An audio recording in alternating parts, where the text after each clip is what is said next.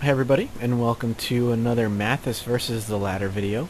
Kind of excited to show this one off, just because it's my very first game in the Platinum League.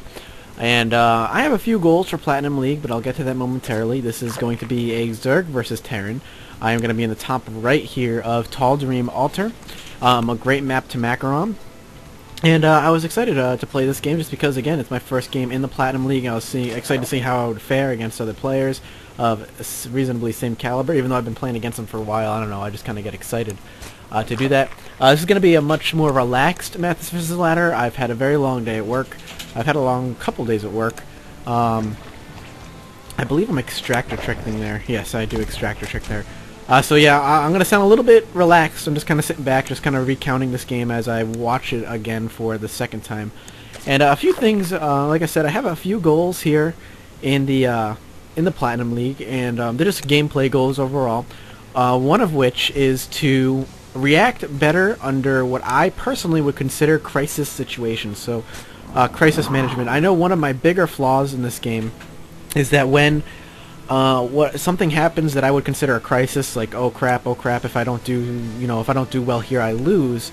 I tend to play a lot more poor because I automatically assume that I'm gonna lose. So that's one of my overall goals right there. Another one is just general overall decision making. In order to get to Diamond, I do believe, not cheese my way to Diamond like a lot of people would.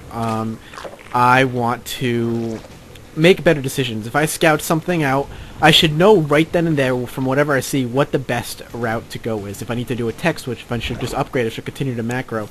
By the way, you're going to see there that I did decide to do gas pool because I want to get the early speedling boost on a large map like this. Now, what was I saying? Yes, overall generally better decision making because I should be able to, as I was saying, I should be able to scout, and then immediately after seeing what I scout, I should know exactly what I should be doing. Here, such as like seeing a 2-Rax, I should keep an eye on him, but he's cross-map position. I should have no problems and no worries just taking an expansion right away. Even 15 hatching would have probably been a good idea on a big map, period. But I'm so set in my ways that I feel uncomfortable doing anything other than a gas pool build. That's another thing I need to do. I need to get and practice doing a lot more economically greedy builds and holding off early pressure. That's another one of my big goals. And I just need overall better map awareness. So those are some of my bigger goals for Platinum League. As you can see, I'm taking my hatch. And I'm excited because I think I can do it. I really think I have the potential to do it. I mean, I started in the lowly Bronze League less than a year ago. 6 months ago, I think I was in Bronze League. And God, I was god-awful. I was terrible. And, I know I've talked about it before, but I did some terrible strategies. I was terrible, and as you can see here, by the way, I'm also doing something terrible. I am not researching speedlings. I'm a gas pool, so I can research early speedling. I'm not researching it, and my gas is stockpiling because, again, I see 2-Rax, and I immediately think, oh god, he's going to rush me with Marines.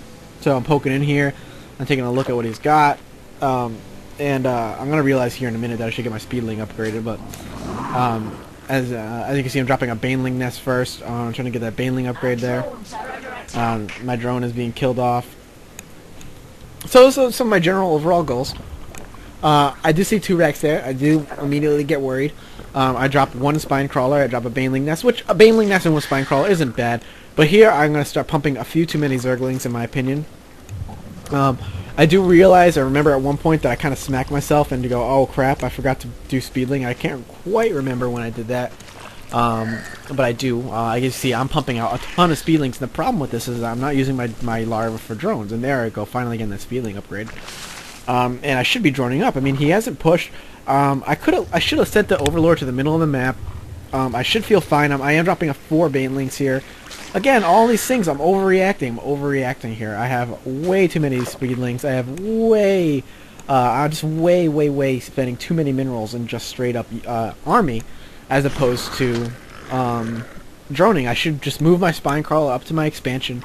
I should just have maybe four Zerglings, having a couple of them on the watchtowers, and maybe even have 6 Zerglings if I'm feeling completely afraid, and just have 2 of them on the back burner just to drop as Banelings. But whatever. whatever you know. At this point, now I'm starting to drone back up because I realize he isn't pushing yet, and I'm gonna take one of these guys and drop him over here. Just look for map control to keep an eye on him, and again, overreacting.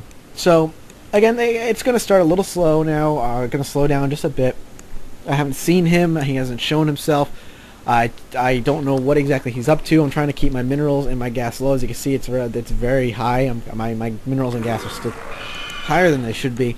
That's another thing. I need to make sure I'm spending my minerals and my gas a lot more effectively. Granted, I spend it, but not enough. Like, I could be dropping an Evo chamber. I could be dropping a layer much earlier. Another gas even. Or another spine crawler if I just want to dump minerals somewhere. Even potentially grabbing an extra expansion. Sending some of my Zerglings over to work on those rocks. I should have been working on those rocks a while ago.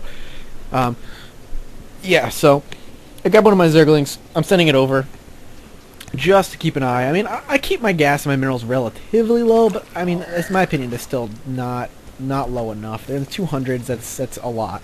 I do drop my Evo chamber there just to choke off that just a bit, just choke off that choke, I guess, that ramp-ish area. Just a bit more, because if he does decide to run in here, I want to be able to have some sort of reaction time, maybe force his Marines to clump together if he's doing a huge Marine army, because I want to be able to, excuse me, I want to be able to drop a Baneling or get a couple Banelings on them and basically kill them off. That's the thought. And why not use that, as Day 9 would say, have multiple uses for your buildings. I'm also dropping a Spore Crawler here and there because I haven't seen him do anything yet. I could be looking at drops. I could be looking at Cloak Banshees. I don't know what I'm looking at here. And unless my Overlord in, I'm immediately going to see a command center, 3 barracks. That's immediately what I see. And the fact that I see command center lets me know that he's getting ready to expand, obviously. But he's doing a much more macro-oriented build. I see that handful of Marines, nothing that a few Banelings can't take out, no problem. And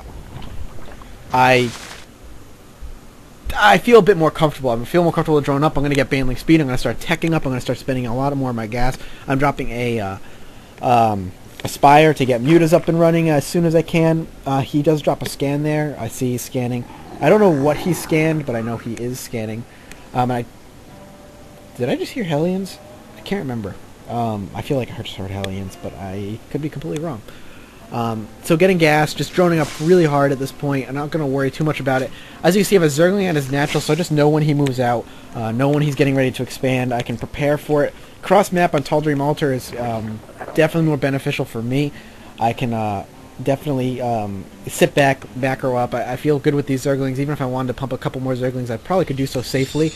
But I'm just going to continue droning. I am taking, like I said, my third. I'm going to continue playing the macro game, spending upgrades, immediately getting +1 air because I do have the minerals and gas for it. And I'm going to start pumping mutas as soon as I have the larva and the cash to do so.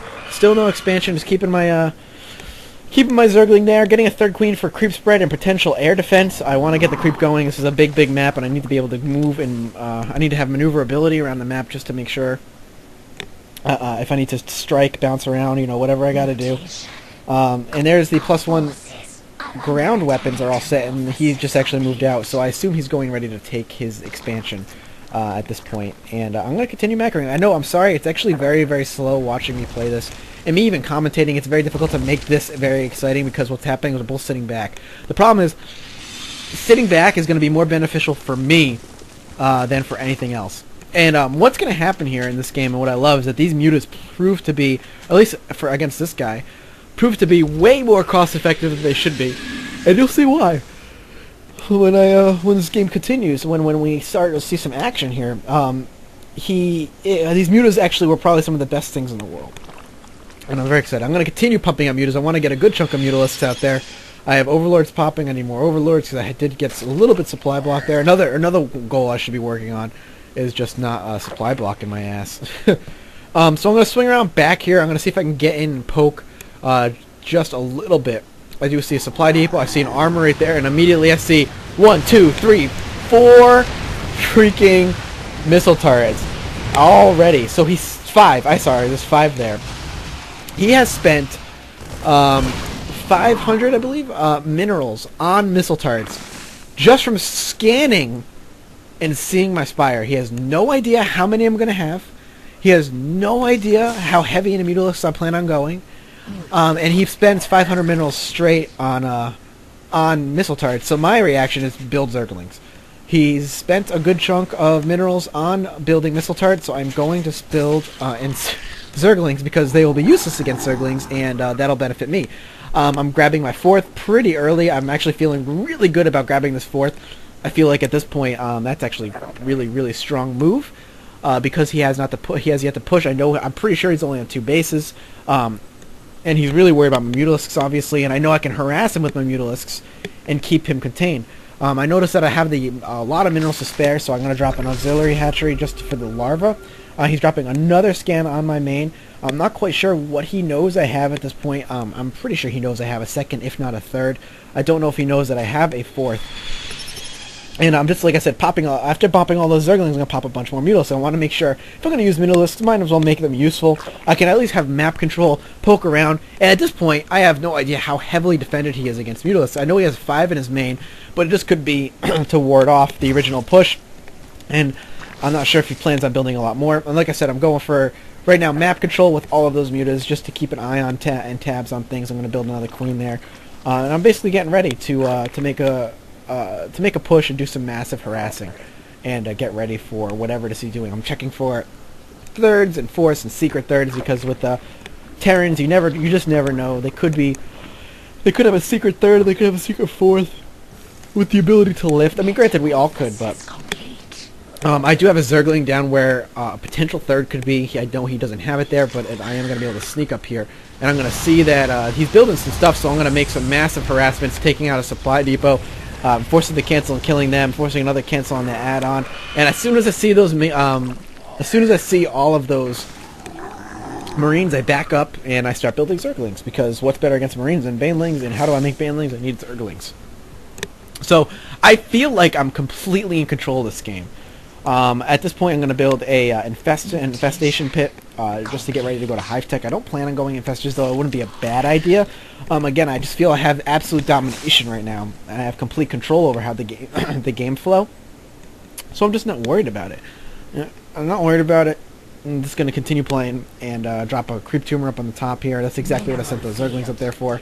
Splitting up just a bit, and I'm going to poke in here. And as you can see, watch what's going to happen here. I'm going to poke into the natural here. I'm going to be like, oh, what's going on? Oh, Jesus. 1, 2, 3, 4, 5. So I'm going to pick off another one. So already 1,000 minerals have been spent on, at least that I know of, potentially more, on straight up missile turrets. 1,000 minerals. So if he's going to play the turtle game like that, I'm going to go for my 5th at around the 17-minute mark, which I think is reasonable. Drop a crypt tumor there. I'm going to build a bunch of drones. I'm coming very close to maxing out here. I'm going to drop a spine spore defense in there just in case he wants to play the dropping game. And now he's making a big push. He gets a few of my Zerglings out of position. I'm going to get ready for this big push here. And I'm pulling back all my mutas just to pull him out of there and get ready for it. And I'm going to continue with my 5th. I don't see why I would stop that. I don't feel like if this push is going to do damage that it's going to kill me. This Thor's mixed in, which is good for him. I feel like I have the time. I'm building a bunch more Banelings here. And we'll see. We'll see how I do against this push. This push he needs to do damage with this push. If he does not do a good amount of damage, if he doesn't do a good amount of damage with this push, he is going to be in deep trouble. As you can see, it's just 2 Thors and 1,000,000 Marines. So the danger here is actually going to be the Thors. And I basically decide, send everything in. Go. I'm going to flank around here. The problem is, I take out a good chunk of Marines there. I actually get the Thor. I send my mutas in, and I should not have done that. But I do pull in my, I do go for the Thor. The Thor is actually the key right here. I don't want him to do too much damage. And he did a lot of army damage there. He took out my entire army. And did fine. I'm immediately banning my natural. I don't want him getting too much. I'm actually going to pull back here and turn all these guys into Banelings. And my immediate worry now is, oh crap, I can't die with this many minerals in my bank. I need to keep them distracted. I'm looking at my Banelings. I need to know. I'm waiting for them to hatch. As soon as they hatch, I'm going to pull them down here. And I'm going to hopefully pinch him here. I've got Banelings on both sides, which is the goal. And I'm hoping he's not going to be able to get away. And bam, cleaned up. So, granted, I did a lot of damage. He did a lot of damage there. But I lost a hatchery and an army. I didn't lose any drones. Or if I did, it wasn't too many. Yeah, I actually have more worker kills than he does. So I'm going to be grabbing all these guys and moving them over here. And I think I split here just a bit. I'm building some workers. Yeah, I'm actually going to grab half and move them around. I'm basically just trying to saturate all my others. And that's the thing, too. He took out my natural, but I still got so many other bases that I'm not too worried about it. Yeah, he did damage, but I have banelings sitting around the map now, and I know he's going for a ground composition army. And the fact that I wiped him out and I had that many minerals sitting in the bank means I could rebuild my mutas very, very quickly, and zerglings and banelings are exceedingly cheap. And I just got to restart working on my creep. And again, I can push out now with my mutas and keep looking at map control. Did he expand behind that attack? Was he prepared to expand behind that attack? Was that all he had? Am I able to come back from this? I still feel like I am. I still feel like, though I may have lost complete control over the game because of my bad idea to try and pinch with mutas against a huge army of marines and Thors like that, I still feel like I may have control over this game. So, sending in just a few more of my mutas, my big flock, sending it in, and I'm going to catch this command center completely out of position, and his reaction is to keep flying it in the general direction. He's going to try and cut it off with marines, and I'm actually building a few static defenses there, but I can show up just in time to watch it burn, and I'm actually going to pick off a few medevac. I actually want to bring it down. As you can see, more missile turrets. So he is so worried about the muta threat that I'm actually going to continue using mutas, just not as heavily. He is absolutely petrified of that mutalisk threat. I'm hoping the creep gets to that spore crawler. It does, I believe, in time. I'm enjoying seeing him, the way he's defending under this pressure. So my idea is to just do straight up at this point, zerglings, banelings, with a mix of mutas, just not extremely heavy mutas. Hey, leave that rabbit alone, cat. And hopefully be able to stop him. Now, I know he's going for that third. I wasn't able to pick off the command center. It's a lot of money he lost. I'm looking here, and holy crap, look at all of those missile turrets. 3 Thors, and he's dropping the command center. That is so much money he sinks in that expansion. That's like a desperate, I need to defend this move. And because of that, I'm actually going straight up to his natural and open to a lot of damage because it looks like he had his entire army there. And I'm able to pick off drones. I got banelings exploding everywhere. And my goal here is to pick off all the SCVs because at this point, the SCVs are what matters. And as you can see, banelings are going to do a lot of damage, killing off all of those SCVs. And now at this point, if this army dies, they've already served their purpose. And he is probably, in my mind, if he's smart, in my mind, he's going to end up pushing because he needs to do a panic push. He needs to do something that's going to do a lot more damage to keep him in this game, otherwise he is going to lose. My bank is looking phenomenal. It's like a freaking trust fund in there. My food is remaxing very, very quickly. The good old Zerg 200-200 push, even though I'm not quite doing a 200-200 push. You know what I mean by that. And we're going to see exactly how this is going to pan out for him. As far as I know, that's his third. Like I said, he's trying desperately to keep it defended, and I completely wiped out his SCV line and his natural. I have no idea if he's got any more. And I'm basically going to see what's going to happen because I feel like I can keep pushing. And if I keep pushing, I can just rebuild my Zerglings. I may not be completely on top of my injectile larva like I should. I definitely should be working on actually my injectile larvas a lot more. I'm actually going to completely ignore all those Thors, run in here, and do as much damage as possible. That's fine. He's going to lose those mules. I'm going to pick off a bunch of turrets, and I'm going to roll my banelings into uselessness. Here come a bunch more banelings, though. They may not do as much damage as I want, because I got a few of them get killed, but I get some damage done. I do take out none of them, but I come close. And really, that's all that matters. Horseshoes, hand grenades, and StarCraft are what being close is all about. So, moving on now. Again, feeling really, really in control of this game. I'm running out of things to say at this point, sadly. It's just basically me going to be pushing until he gives up, in my mind. I do have map control. I should have better map vision at the bottom of the map. If I did, I'd probably be better off. I'd probably know a little bit more. I still have that one Zergling there just to keep tabs. I see a million missile turrets lining the edge of his base like crazy. If you take a look at his mineral count, though, it is extremely, extremely low. So I'm going to swing in here, try and do some damage, pick off whatever I can. I noticed that none of these buildings are building. So whatever shows up here, I assume, is pretty much all he has, and it's basically straight Marines. They do pull my mutas in really close. They do get a good chunk of them, but really, Zerglings, Banelings will finish them out very nicely. Hive Tech is up. I don't know if I use it. I don't feel like I need to. I actually grabbed it for those level 3 upgrades. At least level 3 upgrades for my melee. No, I do decide to turn into a Greatest Buyer in case I do want to go Broodlords, in case he decides to hold out as much as he can. And I'm just going to make a million Banelings, because Banelings are amazing. Banelings are so amazing in this game. I love them. Not overpowered, great great one-time use units. And, yeah, again, I'm going for my 6th, 1, 2, 3, 4. 1, 2, 3, 4, 5th base, technically, I guess. No, 6. It's my 6th base that I'm going for at this point. It's just continue. My objective is to continue macroing in this game until he eventually gives up. And more Mutalisks to continue harassing, forcing him to build defenses he may not want to. And I'm gonna run into him here. And luckily, I made a million Banelings, so even if this entire army dies, I'm gonna do a lot of damage. And even if, like I said, even if he does, he's only got Thors now, and I can just back out of here until all my Zerglings pop. I got all of those Corruptors. What I plan on doing with my Corruptors is moving them towards his base and turning them into Broodlords next to his base, so I don't have the Broodlords slowly moving across the map, because that's a lot of time wasted right there.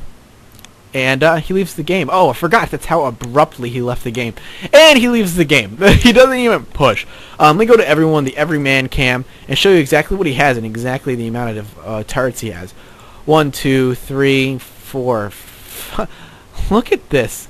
I'm just going to keep clicking all these turrets, and we can count them up together like a family, guys. I think that's all of them. 1, 2, 3, 4, 5, 6, 7, 8, 16, 17, 18, 19, 20. 2,200 minerals worth of turrets. That's a hell of a lot. That's basically, if I had wasted that, if he had not wasted that much money on turrets, think about that. If he had not wasted that many minerals on turrets, because I believe that's exactly how much they cost. I can't check, at least from here. He would have around probably $2,000. Maybe he's dropped a couple here and there, so maybe 1,500 minerals. Think about the army he could have with that. Instead, all of his army is here. This is an entire army, and this is what happens when you overcompensate for defenses. You have no army. Your worker line is kind of crap, and this is pretty much all he has on top of the Thors, which were on their way back. Alright guys, that's going to be it for me today. Hope you enjoyed this relaxing Mathas versus the Ladder. Next Mathas versus the Ladder will probably be another vlog type, and I'll be seeing you guys next cast. Thanks so much.